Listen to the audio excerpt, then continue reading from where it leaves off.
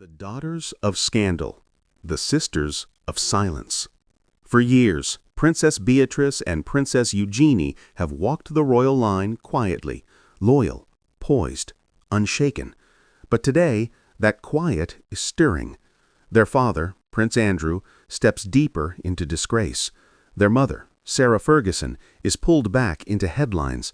And now, whispers suggest even the daughters of York may be reaching their limit. Before we dive in, there's something I need to share with you. Over the past few days, thousands have watched these stories unfold, but most haven't subscribed. If you're one of them, I invite you now to join us. Subscribe to Crown Verse so you never miss the next chapter in this unfolding royal history. It begins with a party, or rather, the party that never was. Sarah Ferguson turns 66. Plans were underway for a lavish celebration at Royal Lodge, the Windsor estate she shares with her former husband, Prince Andrew. But just days before, everything changes. The party is cancelled, quietly. No official statement, no explanation, but the timing speaks. That same week, Prince Andrew announces he will no longer use his royal titles, including the Duke of York. It's not the first time he stepped back, but this time the air feels different. The announcement follows renewed scrutiny over a 2011 email, one in which he reportedly contacts Jeffrey Epstein after publicly claiming to have ended ties. The email, unearthed and reported again, references Virginia Giuffre, the woman who has accused him of sexual abuse, which Andrew vehemently denies. As public pressure mounts, the optics tighten, and Royal Lodge, once a quiet home, becomes a lightning rod.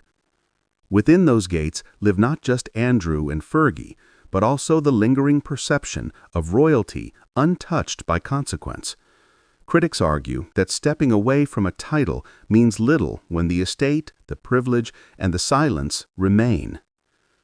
But amid this unfolding narrative, attention begins to shift to the next generation. Princess Beatrice and Princess Eugenie have always been close to their parents. Through years of scandal and scrutiny, they've remained publicly supportive, rarely giving interviews, often attending family events, and always maintaining a united front. Their affection for their father especially has been noted. At Jubilee celebrations, at church services, even during Andrew's absence from key royal occasions, his daughters have stood nearby. But now, with renewed headlines and cancelled gatherings, questions begin to surface.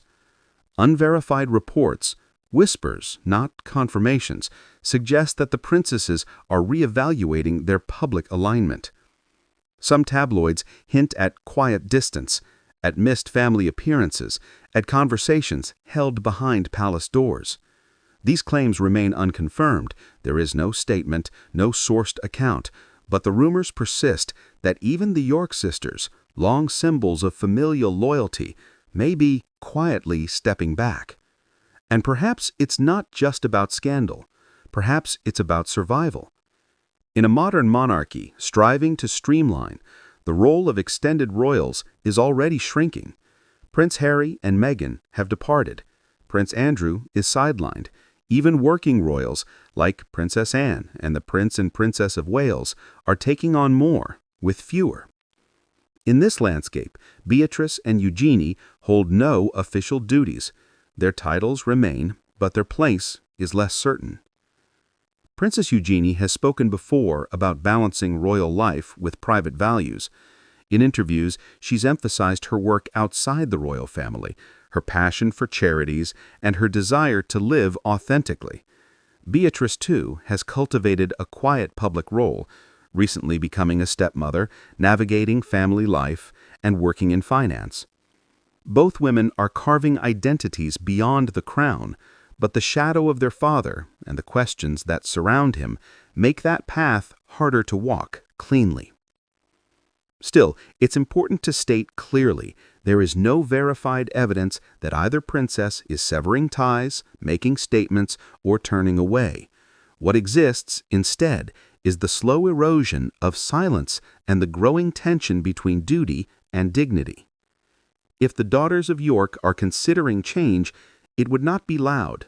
It would not be televised. It would happen in the way they've always moved, subtly, gracefully, and without spectacle.